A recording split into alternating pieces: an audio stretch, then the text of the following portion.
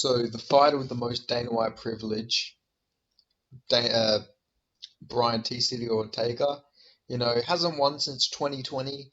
Uh, when Brian Ortega won last, Trump was still in office.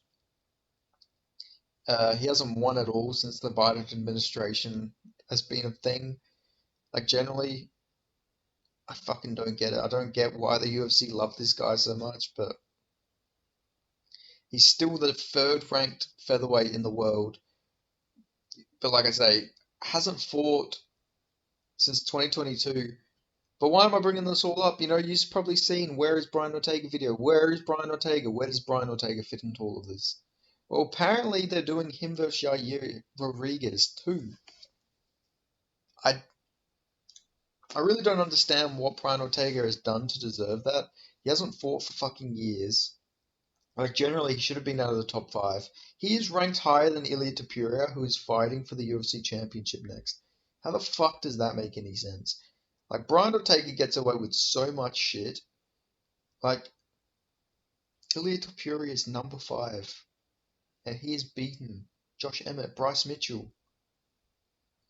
Brian Ortega's last win was the Korean Zombie, who is now retired and lost all of his fights after that. Actually, no, technically, oh, I forgot. He did beat Dan Ige, to be fair, but he lost to Volk, he lost to Max Holloway, and then retired. Like, the Korean Zombie has a more recent win than Brian Ortega, and that was Brian Ortega's last win. Like, Brian Ortega, it just seems, I don't know what it is. Dana's got some sort of fetish for Brian Ortega. I don't know. Maybe he hypnotizes people with his eyes. I don't know what it is. Uh, But he seems to get all of these advantages. I don't understand. He's a fun fighter. He's a good fighter. Don't get me wrong. He's a fun fighter to watch. But why would you book Brian Ortega versus Yair Rodriguez 2 when you could have done Yair? Okay, listen to this matchup. All right, listen to this. This is a fresh matchup. Never happened before. You could have done as a fight night main event, a 5-round war. You could have done Yair Rodriguez versus Edson Barboza. Imagine how fun that would be. Imagine how good of a fight that would have been. But now, instead, you're running back another rematch. I get it. The fight.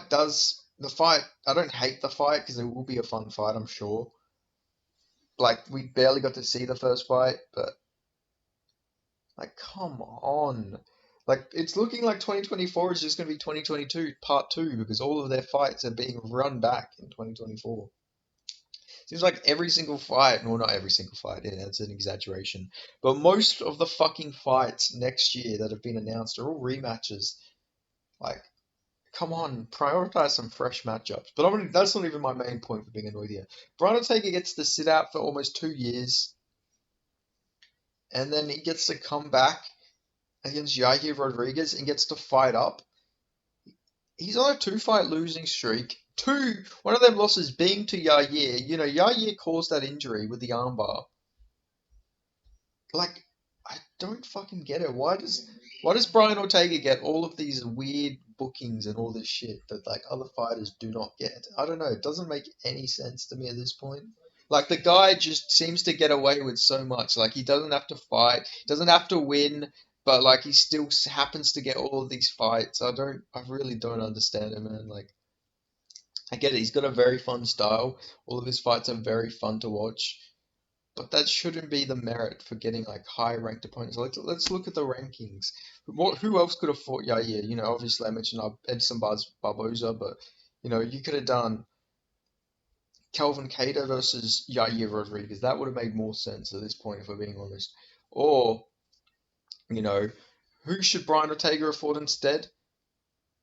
You could have done Brian Ortega versus Kelvin Cater. That would have made sense. You could have done Brian Ortega versus Bryce Mitchell. Could have done Brian Ortega. He could have been Brian Ortega versus Edson Barboza. Brian Ortega versus, Mozvar Evloev. There's so many fights that Brian Ortega realistically should be like number seven. He has not won since 2020. Why does he get to remain in the top five? What about Brian Ortega has shown that he's a top five fighter? But I don't fucking know. Uh, By the way, this isn't like official that it's gonna happen, but Aljamain Sterling said on a live stream that he heard that Yair is fighting Ortega next because obviously Aljamain's a featherweight now, I believe,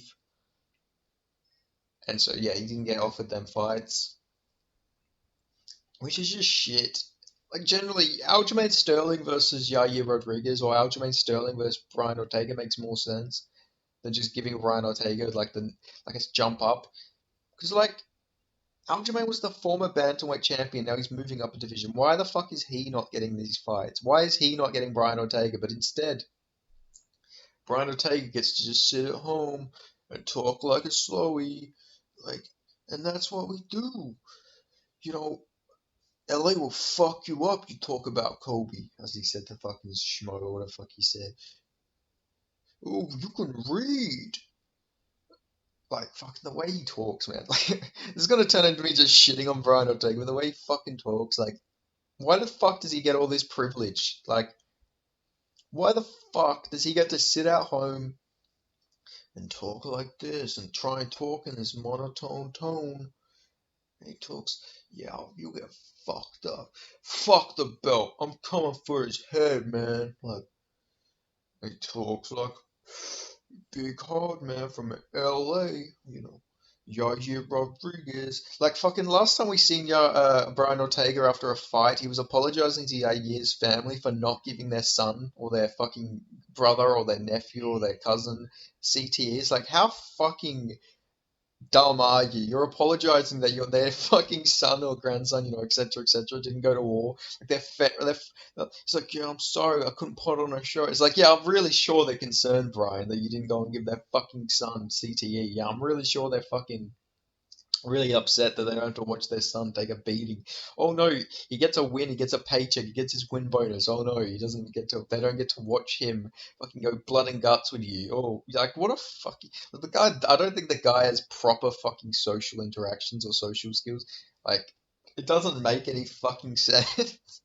I know this is like a bit unrelated, but I'm just saying the guy is. I guess I can understand why the guy takes a bit of time off. Obviously, he's taken a few hits there because that is one of the fucking most like tone deaf, stupid things I've ever seen a fighter do. It's like, like what goes through your fucking head, man? Like, let me just picture yourself in Brian Ortega's like mind. What is he like thinking? Damn, I bet his family really wanted me to watch me kick their son's ass. Like what the fuck are you apologizing for? You didn't go to war with their family member. They're not going to be shattered about that. They came to watch their family member win. They didn't watch their family. They didn't come to watch their family member go for a war. Like I don't know, maybe it's a different mentality, but I don't think they were thinking, oh, I can't wait to watch Yair go for war. Like I'm sure that's not what they're fucking. I'm sure that was not what they were expecting or hoping for. They're not like, oh, I hope Yair goes for a massive fucking blood and guts war. I hope Yair takes a massive fucking beating in this fight, man. Like, no, they weren't going there to watch Brian Ortega win. Like, I don't know. Maybe I'm making a bit too much out of this. It's just, I don't know, one of the weirdest moments, but I don't know.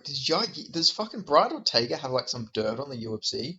Like, why does he keep getting all these opportunities? Like, what the fuck does he have on Dana? Does he have Dana like fucking pissing on a prostitute or something? Like, does he have fucking Dana White going full R. Kelly to like fucking get all these opportunities? Like, I don't know. There's no way that there is not some dirt that his manager is Tiki, uh, is it Gohan Tiki? I think that's how you say his name. The guy who fought Robbie Lawler, and he's like, "Oh, what did you think about the stoppage?" He said, "Oh, it was a bad stoppage. They stopped the fight because of a cut." And then he actually got fucking brutally flatlined by Robbie Lawler. I seen a video where he called Dana White fat boy when they're hanging out having lunch. So I don't know. Seems like he bitches Dana a little bit. So maybe Dickie's got some fucking dirt on him for all we know.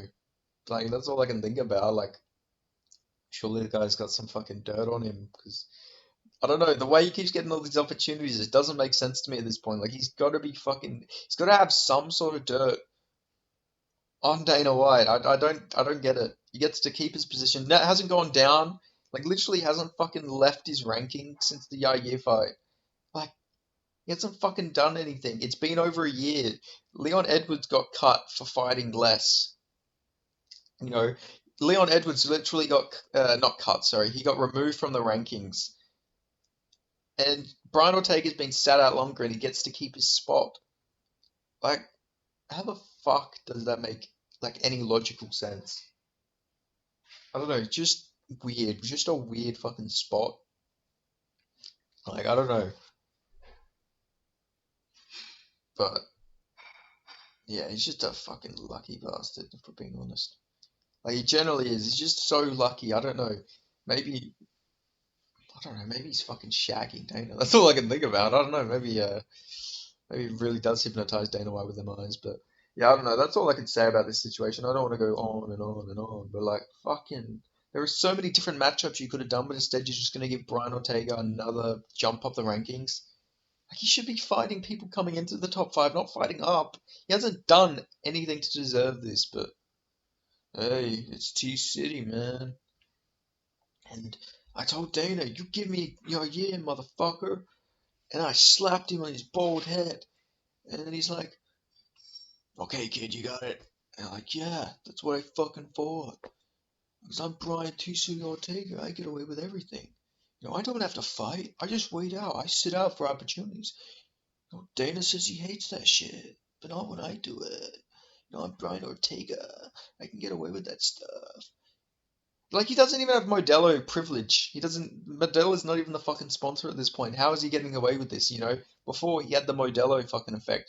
He's the Modelo fucking sponsor, so of course, he's the face of the UFC when it comes to Modelo. But now they're not even partnering up with Modelo. How's he still getting all these fucking opportunities? But anyway, that's all I've got to say. Thank you for watching. I'll see you guys in the next video. Make sure if you made it this far, make sure you give it a like, and I'll see you guys in the next video.